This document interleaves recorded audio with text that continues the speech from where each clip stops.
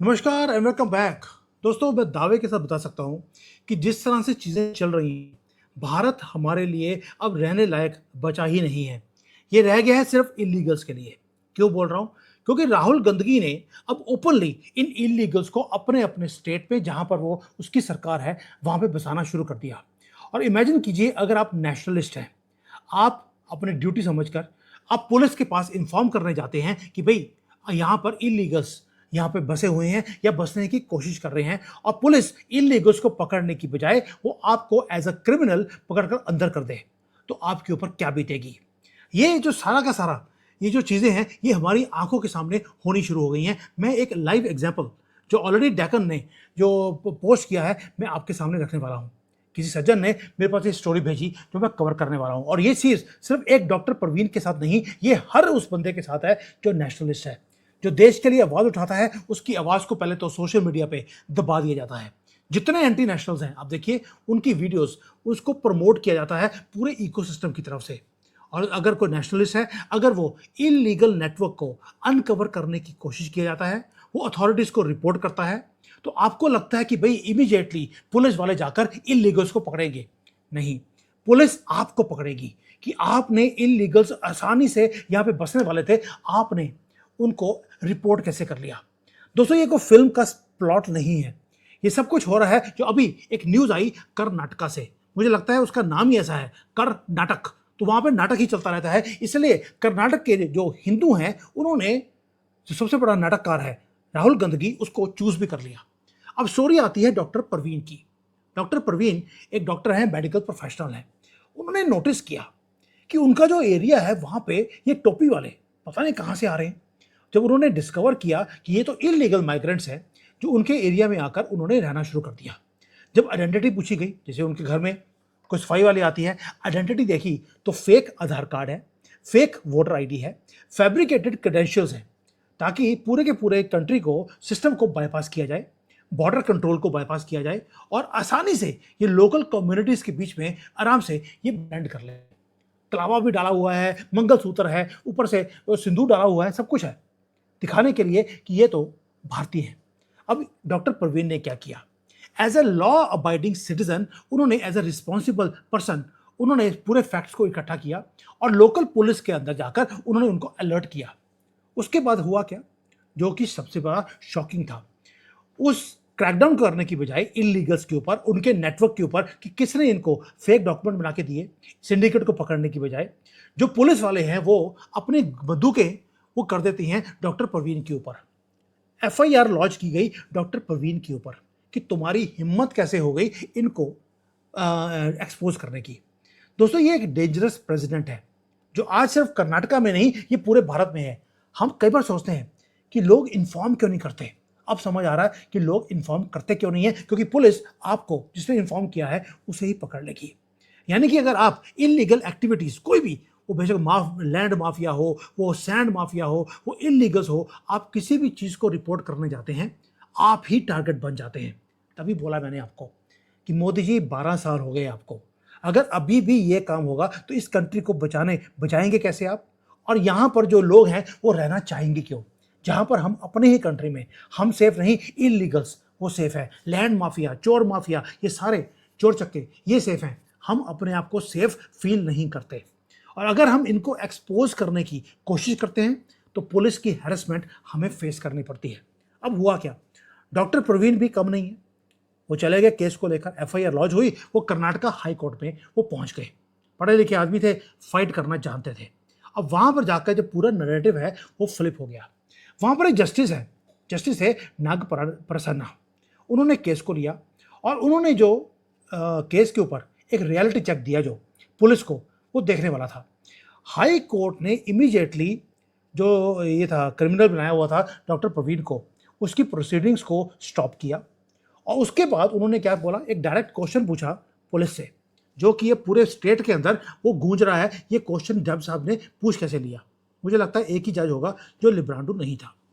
Doctor को उन्होंने पूछा पुलिस को कि एक डॉक्टर है, उसको आपने पकड़ा कैसे, जो कि आपको इलीगल माइग्रेंट्स का आपको डाटा दे रहा है, आपने उसी को पकड़ लिया।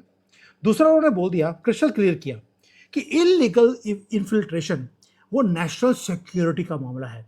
उसके बीच में आपको नेशनल्स का सपोर्ट करना चाहिए या आपको इलीगल्स का सपोर्ट करना चाहिए? अगर आपकी कोई पॉलिटिकल एफिलिएशन है, उसको रखे भाड़ में जाने दो, उसको रखो घर में। लेकिन अगर देश के अंदर काम करना है, वो भी पुलिस एनफोर्समेंट में, तो आपको देश के हित में आपको काम करना पड़ेगा। दूसरा, जो इस जजमेंट में लिखा गया कि जो फॉरेन नेशनल्स हैं जब भारत में इलीगली एंटर करते हैं, फेक गवर्नमेंट की आइडेंटिटी बनाते हैं, तो उसके कारण एक बहुत बड़ा प्रेशर है जो इस कंट्री के ऊपर हो रहा है। एक वार्निंग दिया गया पुलिस को कि जो तुम ये कांग्रेस की अपीसमेंट कर रहे हो ना, ये नहीं चलेगी। ये जो सिलेक्टिव पुलिसिंग है कि तुमने जो नेशनल्स हैं उनको तो पकड़ के जेल में कर दिया और इलीगल्स को तुम कह रहे हो आराम से यहाँ पे सेटल कर जाओ, ये नहीं चल सकता। ये नेग्लिजेंस है, और ये क्योंकि नेशनल सिक्योरिटी का मामला है तो ये नेग्लिजेंस इससे भी बड़ी हो जाती है।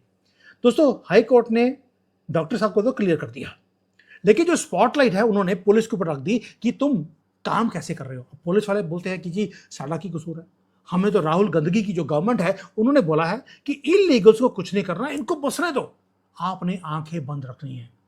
और कोर्ट ने अब एक डायरेक्शन दिया है पुलिस को, क्या बोला कि आपको पूरी डिटेल्ड रिपोर्ट देनी पड़ेगी कि जो ये सारे डॉक्यूमेंट्स आपको दिए थे डॉक्टर प्रवीण ने, इसके ऊपर आपने क्या किया, कितने इलीगल्स को डिटेन किया है, कितने माइग्रेंट्स को आपने पूरे स्टेट में कितने ऑपरेट कर रहे हैं, उसका डाटा हमें कोर्ट में चाहिए, और इनको पकड़कर कैसे उसी कूड़े के ढेर में वापस भेजना है, उसका इंतजाम आपने क्या किया जहां पर ये पैदा हुए थे।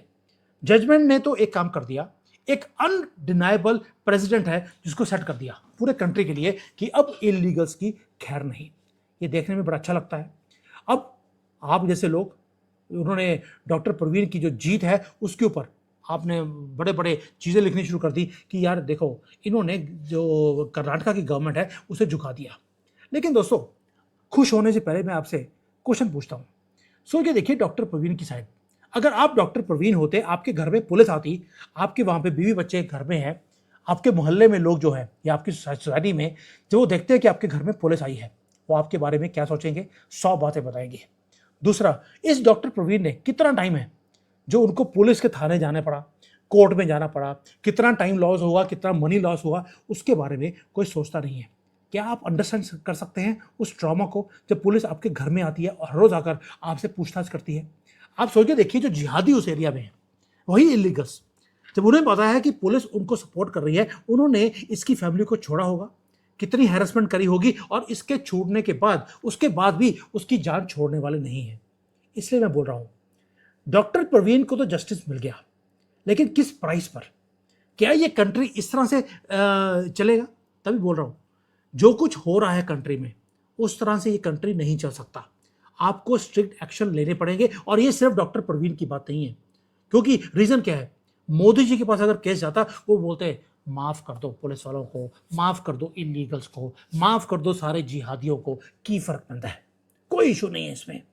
दोस्तों, अगर ये छोटी छोटी चीजों के ऊपर मोदी जी बोलेंगे स्पेयर कर दो सबको, और अगर कहीं मैंने और आपने ये गलती की होती तो ये कभी नहीं बोला जाता कि माफ कर दो सुमित जैन को, नहीं।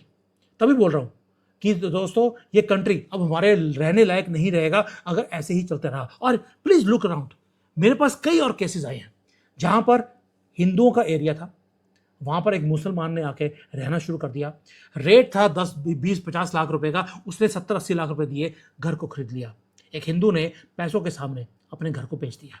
उसके बाद वो आता है उस एरिया में आते ही साथ वाले घर को बोलता है खाली करो घर को। हिंदू को बोलता है बिना पैसे दिए घर खाली करो। हिंदू ने जब मना किया तो उसके जो लड़का है उसके ऊपर केस डाल दिया कि ये मुसलमान ने केस डाला कि इस हिंदू लड़के ने मेरी बेटी को छेड़ा था, इसको गंदे गंदे इशारे किए थे। पुलिस वाले कोई वेरिफिकेशन नहीं करते, आकर हिंदू के लड़के को पकड़ के ले जाते हैं, डंडे मारने शुरू कर देते हैं। अब वही मुसलमान उसी फैमिली के पास जाता है, अगर लड़के को आपको छुड़ाना है तो मेरी बेटी केस वापस लेने को तैयार है, ये जो एफआईआर लॉन्च करी है, बस आप घर को छोड़ के चले जाइए। हिंदू फैमिली मुंह छुपाकर वो अपने बेटे को बचाने के चक्कर में अपने घर को छोड़ के वो चले जाते हैं, और उसके देखने के बाद पूरा मोहल्ला वो खाली हो जाता है। एक घर 20-30 लाख रुपए फालतू देकर खरीदने के बाद ये पूरे सोसाइटीज को, पूरे मोहल्ले को ये अपने कब्जे में इस तरह से करते हैं। अब ये क्यों बोल रहा हूं, ये सिर्फ बात ये नहीं है, ये सेम स्ट्रेटजी पूरे दुनिया में है, ये सिर्फ भारत की बात नहीं है। अभी एक आपको याद होगा, एक टीचर था फ्रांस के अंदर, अक्टूबर 2025 को 2020 को उसका गला काट दिया गया था। नाम था सैमुअल पैटी। आप जाकर इंटरनेट पे देख सकते हैं। हुआ क्या था? हुआ यह था कि एक लड़की है मुसलमान की, उसने फॉल्स क्लेम लगाया कि ये जो टीचर है ये मुझे तंग करता है। साथ में उसने ये बोला था, 13 साल की मुसलमान की लड़की थी, उसने अपने पेरेंट्स को जाके बोला कि इस बंदे ने प्रॉफेट मोहम्मद का कार्टून बनाया था, क्लास में दिखाया था, और दिखाने के पहले उन्होंने सारे मुसलमान स्टूडेंट्स को बोल दिया आप कमरा छोड़ के चले जाइए, और इसके लिए इस बंदे को, इस टीचर को पनिशमेंट मिलनी चाहिए। बाद में पता लगा वो सारी बातें उसने झूठ बोली थी। रीजन क्या था? रीजन ये था, उसने इन्वेंट किया स्टोरी को क्योंकि वो सस्पेंड हो चुकी थी स्कूल में से। 2 दिन से वो स्कूल में एंटर नहीं कर सकती थी उसका मिसबिहेवियर के कारण। क्योंकि मुसलमान नहीं थी तो आपको समझ सकते हैं कि बिहेवियर ठीक नहीं हो सकता। उसे ये लगता था कि अगर मैं स्कूल से सस्पेंड हो गई हूं, अगर मेरे पेरेंट्स को पता लगा तो मुझे जूते पड़ेंगे, they will be angry on him. अपने फादर को उसने इसलिए एक झूठ पकड़ाया।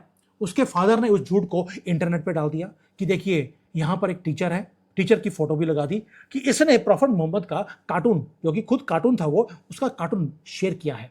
अब हुआ क्या, एक 18 साल का और जिहादी वो आता है, टीचर को ढूंढता है और उसका गला काट देता है। दोस्तों 2020 में ये हुआ था। कोर्ट के अंदर केस गया। जो लड़की है उसने एडमिट किया बाद में कि उसने अपोलोजाइज भी किया फैमिली को कि उसने सारा का सारा जो काम किया था, she is very sorry, that's it. क्योंकि वो 13 साल की लड़की थी, उसे इसलिए छोड़ दिया गया क्योंकि उसने माफ़ी मांग ली है। उसकी जो आत्मा है वो साफ हो चुकी है। लेकिन जो टीचर था वो मारा जा चुका था। उसने एडमिट किया कि उसने सब कुछ अपने आप को बचाने के लिए ये काम किया था। दोस्तों ये पैटर्न पूरे दुनिया में है, ये सिर्फ भारत में नहीं है, ये जिहादी पूरे दुनिया में यही काम करते हैं। अब क्वेश्चन है कि इसको आप रिवर्स करेंगे कैसे? क्या मोदी जी की तरह माफ कर दो, कोई दिक्कत नहीं है, या हमारे कोर्ट्स में तो पहली बार है कि डॉक्टर प्रवीण को छोड़ दिया, हो सकता है वो इन्फ्लुएंशियल लोग होंगे तो उनको छोड़ दिया। अगर आप या मेरे जैसा कोई आदमी होता, उसको पकड़ के इन्होंने बोला था तुमने गलत काम किया है, चलिए 20 साल के लिए जेल, और डेट भी नहीं मिलेगी आपको अगली सुनवाई की। अब इसको रिवर्स कैसे करना है? उसके फॉर्मूले 3 ही हैं। एक है पाकिस्तान तरीका। अब बोलेंगे पाकिस्तान के पास भी इन जिहादियों को सीधा करने का एक तरीका है? जी हाँ। दूसरा है इजराइल वे, और तीसरा है चाइना का वे। अब मैं तीनों समझाता हूं, तीनों रास्ते क्या हैं। आपको याद होगा पाकिस्तान के अंदर जो अफगानी हैं वो इलीगली रह रहे थे। कितने थे? 60-70 लाख। पाकिस्तान ने 1 महीने का नोटिस दिया अफगानियों को कि हमारी धरती को छोड़कर वापस चले जाओ, वरना तुम्हारा सब कुछ छीन कर हमें तुम्हें मार कर वापस भेज देंगे। तुम्हारा जो पैसे हैं, बीवियां हैं, वो तो हम ले ही लेंगे और तुम्हें मार कर वापस भेजेंगे। क्या हुआ? 1 महीने में 50 लाख जो अफगानिस्तान के लोग थे उनको अपने सारे घर छोड़कर अफगानिस्तान वापस जाना पड़ा। उसके बाद दोबारा से 1 साल के बाद उन्होंने फिर अल्टीमेटम दिया 1 महीने का, 10 लाख और छोड़ के चले गए। और जब जा रहे थे उनके हाथ में पैसे थे, कुछ भी था, उसको छीन लिया गया पाकिस्तान की आर्मी की तरफ से। एक तो है ये तरीका जहां पर आप अल्टीमेटम देते हैं इलीगल्स को, चले जाओ वरना। ये है पाकिस्तान। और भाई हमारे से अच्छे तो पाकिस्तान वाले निकले, उन्होंने एटलीस्ट अपने कंट्री के लिए कोई काम तो किया। और हम क्या बोल रहे हैं? सबका साथ सबका बकवास, ये चल रहा है। दूसरा तरीका है किसका? चाइना का वेगा। वहां पे क्या है? वहां पे वो बोलते हैं आपको उतने ही राइट्स मिलेंगे जितने हमारे चाइनीज को तुम्हारे मुसलमान कंट्रियों में राइट्स मिलते हैं। हमारे लोगों के पास कोई राइट नहीं है जब वो मुसलमान कंट्री में रहते हैं, तो आपको हम अपने कंट्री में वो राइट्स क्यों दें? आपको शरिया अच्छा लगता है, अपने कंट्री में जाओ, दफा हो जाओ। अगर यहाँ पर आपको बच्चा भी पैदा करना है तो हमारी परमिशन के बिना आप कर नहीं सकते। ये है चाइना का वे। और अगर इन्होंने, जैसे भारत में इन्होंने झूठा केस लगाकर इन्होंने डॉक्टर प्रवीण को फंसाने की कोशिश करी, अगर चाइना में सोचा भी, करना तो बहुत दूर की बात है, इनका लिंग काट दिया जाता है कि अगला जिहादी पैदा ही ना हो। ये है चाइना का वे। और तीसरा वे है मेरा बेस्ट, मुझे लगता है वो है इजराइल वे। अभी ये सोच रहे होते हैं कि हमने इजराइल को तंग करना है, इनकी ज़मीन को हड़पना है। वो 70% ऑलरेडी गाज़ा ले चुका है बाजा बजाने के बाद। लेबनान का पूरा एरिया, जो साउथ एरिया जो इजराइल के साथ लगता है, वो ऑलरेडी अपने कब्जे में कर चुका है। गोलान हाइट्स अपने कब्जे में है, वेस्ट बैंक के ऊपर उसकी नज़र है। वो क्या करता है? बस बॉम्ब फेंकता है। नित याहू हर रोज़ याहू किया, बॉम्ब फेंका और ज़मीनें अपने कब्जे में करनी शुरू कर दी। और बीच में जो कॉकरोच होते हैं ज़मीन पे, उनको 72 होर्स के पास जो वेट कर रही है इनकी, उसके पास भेज दिया जाता है। और कोई तरीका नहीं है। अब आपके ऊपर है मोदी जी, आप पाकिस्तान वे में काम कर लीजिए, चाइना वे में काम कर लीजिए, इजराइल वे में काम कर लीजिए, वो तीनों से कर लीजिए। लेकिन अगर आप ये सोचते हैं कि सबका साथ सबका बकवास से ये इंसान बन जाएंगे, ये आपकी फेवर कर लेंगे, ये देश में शांति से रह जाएंगे, तो मुझे लगता है आप भी वही गलती कर रहे हैं जो हमारे जो पुराने पृथ्वीराज चौहान थे और थे, जिन्होंने 17 बार इनको माफ कर दिया था, उसके बाद उनको दरिंदगी के साथ मारा गया था। वही काम आपके साथ और हमारे साथ ये होने वाला है। जो गलतियां हमारे पूर्वजों ने करी, प्लीज भगवान के वास्ते आप करनी है बंद कर दीजिए, वरना हमारे जैसे लोग पहले ही दुखी होकर इस कंट्री को छोड़कर चले गए थे, क्योंकि हमने देख लिया था इस देश का कुछ नहीं हो सकता। लेकिन जब मैं ऐसे केसेस देखता हूं कि जो आदमी इस नेशनलिस्ट होकर वो पुलिस को इन्फॉर्म कर रहा है कि मेरे एरिया में गलत चीज हो रहा है, इसको आप ठीक कीजिए, आप उसी को पकड़ के जेल में कर रहे हैं। अब आप में से कई लोग होंगे वो बोलेंगे इसमें मोदी जी का कसूर क्या है, ये तो राहुल गंदगी ने किया है।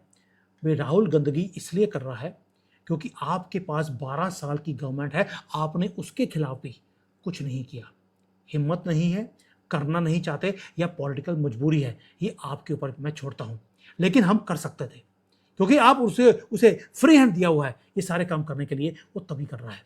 अब इमेजिन कीजिए कि अगर उनकी गवर्नमेंट आ जाए, कांग्रेस की गवर्नमेंट आ जाए, वो पहले दिन बोल रहा है जिस दिन मेरी गवर्नमेंट आ गई पहले दिन मैं अमित शाह को और मोदी को बिना किसी केस के मैं जेल में डालूंगा, और जय श्री राम बोलने वालों को मैं सबक सिखाऊंगा कि जय श्री राम होता क्या है, और भूखे मारूंगा इन सबको।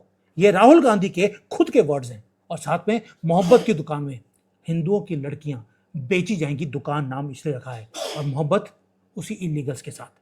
दोस्तों, बार बार बोल रहा हूं, ये कंट्री अगर इस तरह ही चलता रहा, सबका साथ सबका बकवास की तरह, तो ये देश हमारे रहने लायक नहीं रहेगा। अब ये चॉइस आपकी और गवर्नमेंट की है, वो क्या करना चाहते हैं। थैंक यू, जय हिंद, बहुत दुखी मन से, जय श्री राम।